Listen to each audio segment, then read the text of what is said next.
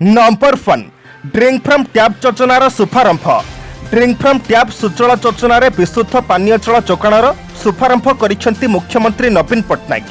भुवनेश्वर और पुरी रे 12टी स्थान में टैप जोगे विशुद्ध पानीय जल जोगाण लोकार्पित होइछे। एही योजनारू एही दुई सहरर केवल 1,80,000 अधिक लोके उपकृत हेबे। मुख्यमंत्री नवीन पट्टनायक वीडियो कॉन्फ्रेंसिंग माध्यम एही योजनार शुभारंभ करिसेंती। एही अवसर में मुख्यमंत्री कहिसेंती समृद्ध अर्थनीति पई सुस्थ जीवन निहाती दरकार। सुस्थ जीवन पई शुद्ध पीवा पानी अत्यंत जरूरी। टैप्रु पीवा पानी जोगु पुरीरु प्लास्टिक आवर्जना कमिब। मार्च 2022 सुधा राज्यर सबु सहरांचलर प्रति घर को पीवा पानी जीव। सहरांचलर प्रति घर को पीवा पानी रे ओडिशा देशर प्रथम हेब। एहा व्यतीत एही योजन भुवनेश्वर, पुरी, राउरकेला और ब्रह्मपुर में 3 लाख गृह को पानीय जल मीटर संयोग करा जाइछे। एही योजन भुवनेश्वर, गोपालपुर, दिगपहंडी और काशीनगर 100% गृह को पानीय जल जोगाण करा जाइछे। नंबर 2 शीत दिने बढ़िपारे कोरोना संक्रमण गति, सतर्क कला नीति आयोग। भारत में कोरोना भाइरस मामला ह्रासर नाम नेउ नाही। आगामी शीत दिने कोरोना संक्रमण वृद्धि होइपारे बोली आशंका करा जाउछे। एही समय नीति आयोग सदस्य डॉक्टर VK पाल शीत दिन निमंते अधिक सतर्क रहिबाकू परामर्श दैछंती। अधिकांश श्वासरोग जनित जीवाणु शीत समय वृद्धि पाई आगक शीत दिन आसुचे एवं संक्रमण हेबार आशंका बढ़ुचे। एभली परिस्थिति रे कोरोना टीका आसिबार कौनसी संभावना नाही। तेणु सतर्कता एकमात्र बाट बोली डॉक्टर पाल कहिसंती। एहा सह परिस्थितिर मुकाबिला निमंते बाध्यतामूलक भाव मास्क पिंधिबाकू से परामर्श दैछंती। नीति आयोगर सदस्य डॉक्टर VK पाल मंगलवार देश में कोविड महामारी परिस्थिति संपर्क में सूचना देइछंती। से कहिसंती कोविड-19 एते शीघ्र जीवा जना पड़ू नाही। आमे हमर परिष्कार परिच्छन्नतार जत्न नेबा आवश्यक। कोरोना शीत दिने एही रोग बढ़िबा संभावना अधिक। तेणु आमर दैनंदिन जीवन में परिवर्तन आवश्यक। मास्क, सामाजिक दूरता आदि को जीवनर अंश करने पड़िबो बोली से कहिसंती। नंबर 3 पर्वपर्वाणी 392टी स्वतंत्र ट्रेन चलाचल को रेल मंत्रालय अनुमोदन। देशर विभिन्न अंचल में आगामी दिन में पर्वपर्वाणी दृष्टि यात्री मानक सहज और सुरक्षित रेल यात्रा रेल मंत्रालय देश में 196 जोड़ी फेस्टिवल स्वतंत्र ट्रेन चलाचल प्रस्ताव को अनुमोदन करिछे। एही ट्रेन गुड़िक अक्टोबर 20 रु नवेम्बर 30 पर्यंत चलिबो एवं एही ट्रेन गुड़िकर भड़ा स्वतंत्र ट्रेन गुड़िकर प्रचलित भड़ा सह समान रहिबो। सूचना अनुसार रेल विभाग मंडल स्तरीय कार्यालय सर्वाधिक तृतीय एसी थिबा कोच सहित ट्रेन चलाइबाकू निष्पत्ति नेबे। कोरोना महामारी समय ट्रेन रे प्रचुज्य नियम एही ट्रेन गुड़िकर मध्य प्रचुज्य हेब। मिलिथिबा सूचना अनुसार एही ट्रेन गुड़िक मध्यरु केतेक दैनिक चलाचल करुथिबा बेले किछि ट्रेन सप्ताहर एक निर्दिष्ट दिन में चलिबो। नंबर 4 सहज हेब फार्मासी शिक्षा, बढ़िबो 10% आसन। फार्मासी काउंसिल ऑफ इंडिया देश में फार्मासी डिप्लोमा पाठ्यक्रम में 5876 आसन वृद्धि निमंते निष्पत्ति नहीं। मोट आसनर यह 10% बोली कहुछे। चलित वर्ष कोरोना संक्रमण जोगु मात्र 54% परीक्षार्थी प्रवेशिका परीक्षा देइथिले। मात्र आसन वृद्धि पर प्रवेशिका देइ नथिबा छात्र छात्री माने सीधासलख नाम लेखाइबार सुजोग पाई परिबे। नंबर 5 एटीएम लुटेरार गुरु यूट्यूब रु एटीएम लुट वीडियो देखि लुट अभियुक्त उद्यम करिथिला। अभियुक्तर घर जगतसिंहपुर होइथिबा बेले ता निकटरु कैश कटर और बाइक जबत होइछे। कटक गंटरपुर में एटीएम लुट उद्यम करी युवक धरा पड़िबा घटना संपर्क में डीसीपी प्रतीक सिंह सूचना देइछंती। गतकाली अभियुक्तर अपराधिक भित्तिभूमि नाही। से मेडिसिन दुकान रे काम करुथला एवं कौनसी कारणरू से सेठारु बाहरी जाइथिला। अधिक अर्थ रोजगार करिबा आशा एटीएम लुट पई उद्यम करथिले। एथिपाई यूट्यूब रु एटीएम चोरी संपर्क में शिक्षा करथिले एवं लुट उद्यम बेले धरा पड़िथिबा सूचना दिया जाइछे। नंबर 6 महाराष्ट्र सरकार को कंगना को आक्षेप, बाबर सेना ठारू सोनिया सेना आहुरी खराब। बॉलीवुड अभिनेत्री कंगना राणावत पुणी थरे महाराष्ट्र उद्धव ठाकरे सरकार को निशान करिसेंती। उद्धव सरकार को गुंडा सरकार बोली उल्लेख करिसेंती। ट्वीट करी से कहिसेंती जे गुंडा सरकार बार और रेस्टोरेंट खोलिबाकू अनुमति दैछे, मात्र मंदिर खोलिबाकू अनुमति देउ नाही। महाराष्ट्र रे मंदिर खोलिबा संपर्क में राज्यपाल महाराष्ट्र सरकार को चिठी लिखिबा संक्रांत खबर मिलिबा परे कंगना एपरि ट्वीट करिसेंती। कंगना ट्वीट करी कहिसेंती जे मान्यवर राज्यपाल गुंडा सरकार को मंदिर खोलिबा नै प्रश्न करिसेंती। गुंडा सरकार बार एवं रेस्टोरेंट खोलिसेंती किंतु मंदिर गुडी को बंद करी रखिसेंती। बाबर सेना ठारू सोनिया सेना आहुरी खराब व्यवहार करुछे। नंबर 7 हाथी उपरे बसी जोग करुवा बेले खसी पड़े जोगगुरु बाबा रामदेव। जोगगुरु बाबा रामदेव एक भिडियो सोशल मीडिया भाइराल हेबारे लागिছে। भाइराल भिडियो रे रामदेव बाबा हाथी उपरे बसी जोग करुवा बेले खसी पड़ुवा देखा मिलुছে। तेबे एही भिडियोटी मथुरार रमणरेती आश्रम बोली जणाଯାଇଛି। एठारे बाबा संत मानकु जोग अभ्यास शिखाउथिले। रामदेव बाबा जोग शिखाउथिबा समय आश्रमर गुरु शरणानंद महाराज मध्य उपस्थित थिले। से भी मंच उपरे जोग करथिले। तेबे भाइराल होइथिबा 22 सेकेंड भिडियो रे रामदेव हाथी उपरे बसी जोग करुथिबार देखिबाकु मिलुছে। जोग करिपारे रामदेव मची जाइथिबा बेले हठात हाथीटी हलचल होइथिला।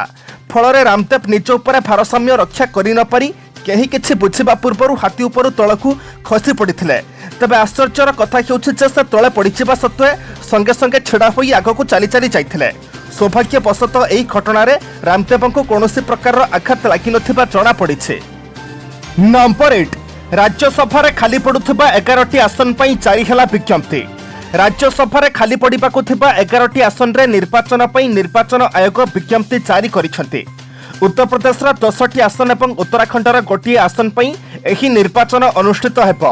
अक्टोबर 27 रे एही 11टी आसन पई नामांकन दाखल हेबाकु थिबा बेले नवेम्बर 9 रे भोट ग्रहण कराजिबो। मतदान दिन भोट गणाजिबो एवं नवेम्बर 11 रे फलाफल घोषणा कराजिबो। मिलिथिबा सूचना मुताबक नवेम्बर 25 रे उत्तर प्रदेश रु निर्वाचित होइथिबा राज्यसभार 10 जन सदस्यों कार्यकाल शेष हेबाकु जाउछे। सेमानक मध्यरे समाजवादी पार्टीर सर्वाधिक सदस्य रहिछन्ति। समाजवादी पार्टीर 5 जन सांसद, बीजेपीर 2 जन सांसद, बहुजन समाज पार्टी बीएसपीर 2 जन सांसद और कांग्रेसर जड़े सांसद कार्यकाल सरीबाकु जाउछे। तेबे उत्तर प्रदेश विधायकों संख्या कहिबाकु गले उत्तर प्रदेश विधानसभा वर्तमान 395 जन सदस्यों मध्यरु वर्तमान निर्वाचन में जितिबा पई प्रत्येक राज्यसभा प्रार्थी को प्राय 37टी भोट आवश्यक हेबो। नंबर 9 जन्म एवं मृत्यु पंजीकरण पई आधार बाध्यतामूलक नुहे।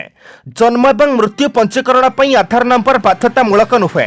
निकटरे जड़े व्यक्ति सूचना अधिकार आईन माध्यम जानिबाकु चाहिथिले जे जन्म और मृत्युर पंजीकरण लागि आधार कार्ड बाध्यतामूलक कि नुहे। गृह मंत्रालय अधीन थिबा भारतीय रेजिस्ट्रार जनरल कार्यालय पक्षरु पत्र लिखि जणाई दियागला कि जन्म और मृत्यु पंजीकरण लागि आधार बाध्यतामूलक नुहे। एही प्रसंग में केंद्र गृह व्यापार मंत्रालय पक्षरु सूचाई दिया जाइछि कि पूर्व एक सर्कुलर जारी करा जाई ए संपर्क में स्पष्ट करा जाइथिला। देश में केंद्रीय आईन registration of birth and death 1969 अनुसार जन्म एवं मृत्यु पंजीकरण करा जाइथाय। एही आईन रे थिबा व्यवस्था अनुसार समस्त राज्य और केंद्र शासित अंचल में जन्म और मृत्युर पंजीकरण होइथाय। मात्र एथिलाकि आधार बाध्यतामूलक बोली कोनोसे ठारे उल्लेख नाही।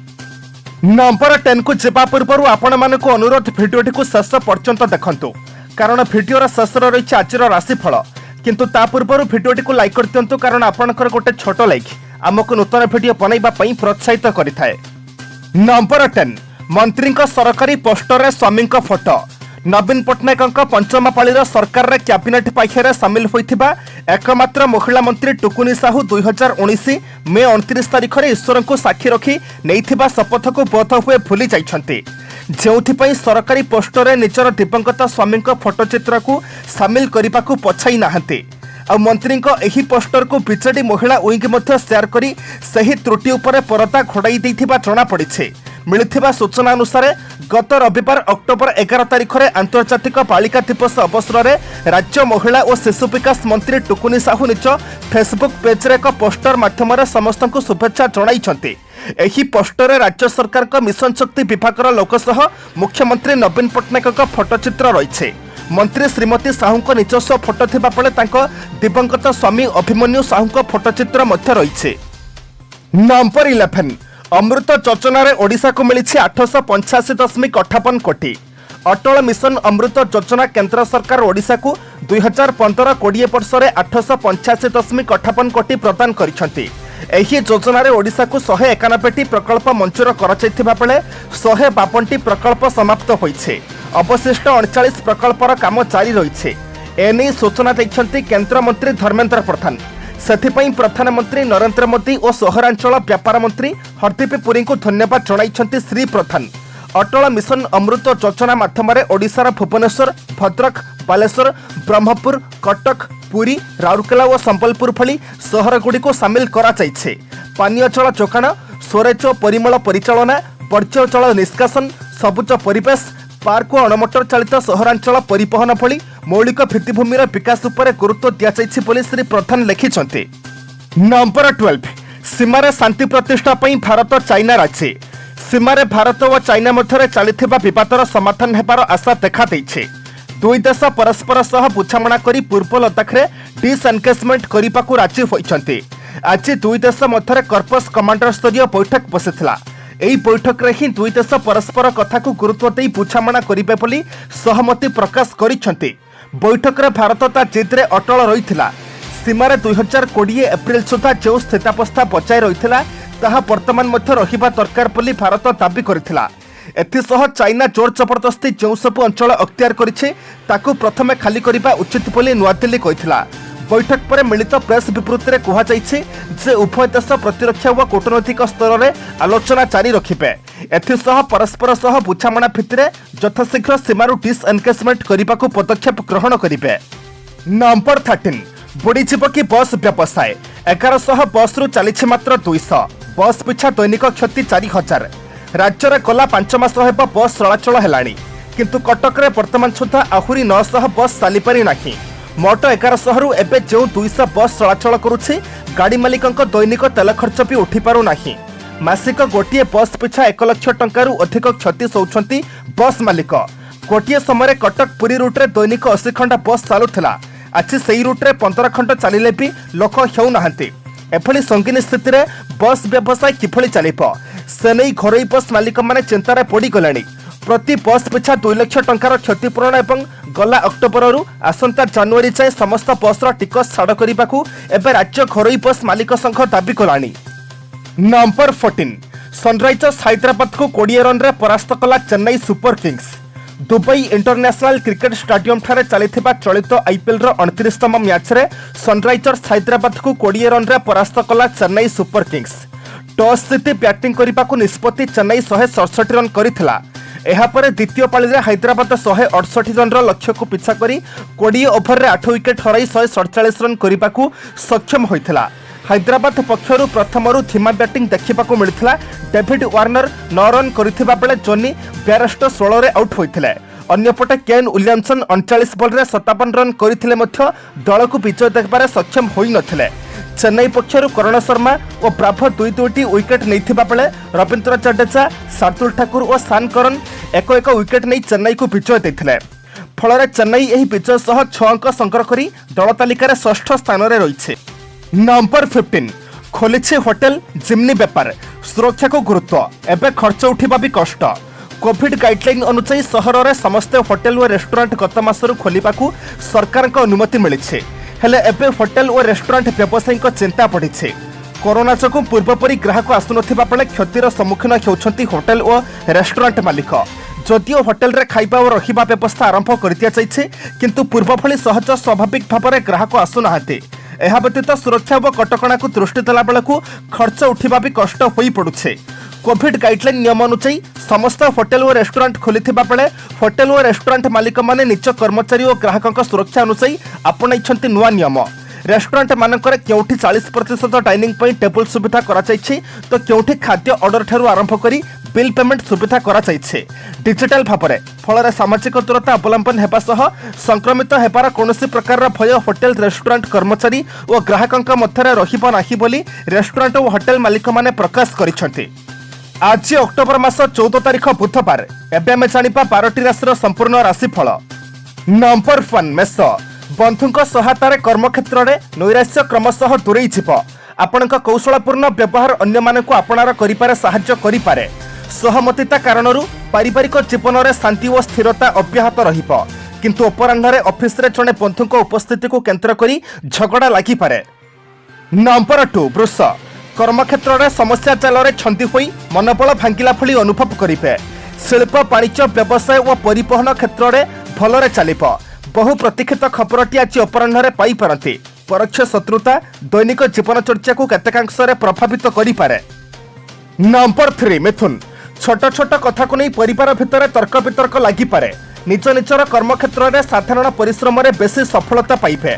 ଅଧିକ ପରିଶ୍ରମ କଲେ ମଧ୍ୟ ସଂଯମତାର ଅଭାବ ଓ ଧନହାନି ଦୁଶ୍ଚିନ୍ତାର କାରଣ ହୋଇପାରେ। ନମ୍ବର 4 କର୍କଟ, परिवार में पूर्व समस्या समाधान हेबारे कौनसी नीच जातिर व्यक्ति मुख्य भूमिका ग्रहण करेंगे। प्रतिकूल परिस्थिति जोगु योजना गुड़िक ठीक भाव में संपूर्ण हेब नहीं। बंधुक स्वास्थ्यावस्था उन्नति घटवा हेतु सामयिक खुशी रही पारती। गुरुजन परामर्श में धर्म कार्य निजक नियोजित करि पारती। नंबर 5 सिंह पारस्परिक सहयोग पारिवारिक जीवन को रसायनित व मधुमय करिब। तथापि जेकोसी क्षेत्र में तरबरिया पदक्षेप नेले असुविधा पड़े। आलोचना काल में सतकथा कही विवाद घेर में पड़ पारती।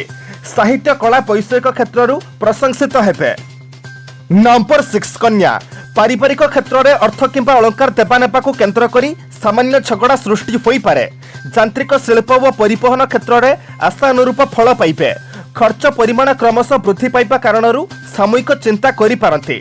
उपर अधिकारी माने आपणक सहयोग आशा करि पारंती। नंबर 7 तुला आजर यात्रा नूतन कर्मारंभ सरकारी काम चुक्तिपत्र सकाशे बहुत शुभफल पाइबे। कर्मक्षेत्र में छोट बड़ समस्यार सरल समाधान करी एक प्रकार आनंद अनुभव करेंगे। जड़े पड़ोशी किंबा बंधुक जरिया दीर्घ दिनर आशा फलवती हेब। नंबर 8 बिछा आपण धैर्यहरा न होई परिस्थितिर मुकाबला करंतु देखिबे सबु ठीक होई जिवो। मन पुछला फली कथा कही बंधु को आपणई नेबा सकाशे दिनटी बहुत भल। कला साहित्य चर्चा सभा समिति और मनोरंजन रे आग्रही हेबे। नंबर 9 धनु साहाय्य सहयोग लाभ करी बहुत दिन चिंता करिथिबा योजनाटी को कार्यकारी करि परिबे। विवादीय घटना में दुस्साहसिक पदक्षेप नेबा ठीक हेब नाही। पाख पड़ोशी श्लेषात्मक कथा को ठीक भाव में बुझा कष्टकर होई पारे। नूतन स्थान परिभ्रमण सांगकू भ्रमण सुजोग जोटिब। नंबर 10 मकर परिवार परिस्थिति को आख्या रखी धार करज करी काम तुलाई नेबाकू बाध्य हेबे। निकट संपर्क माने काले देबाकू पड़िबो। एही कारणरू पाख माड़ी न पारंती। परिहासयुक्त कथा कर्मक्षेत्र में समस्या सृष्टि करि पारे। पिता किंबा माता स्वास्थ्यावस्था उन्नति घटवा कारणरू आश्वस्ति अनुभव करेंगे। नंबर 11 कुंभ नूतन जिनिस क्रय करने सकाशे मन बलिब एवं पाइबे मध्य। परिवार मध्य छोट कथा को धरी पशिले अशांति कमिबा बदल बढ़ीजिब। यात्रा रे जिनिसपत्र प्रति सतर्क रुहंतु नहले हराई पारंती। दीर्घ दिनर शत्रुता केतेक समस्या सृष्टि करिपार आशंका मनरे जागृत होई पारे। नंबर 12 विभिन्न कर्मक्षेत्र फेरिबा बेलू घरर अशांत परिवेश केतेकांशरे शांत पड़ जाइथिबो। बाटरे बंधु को भेटी आगामी कालीर योजना प्रस्तुत करि पारंती। आदौ देउनथिबा व्यक्तिक निकटरू अर्थ आदाय करिपारे सक्षम हेबे।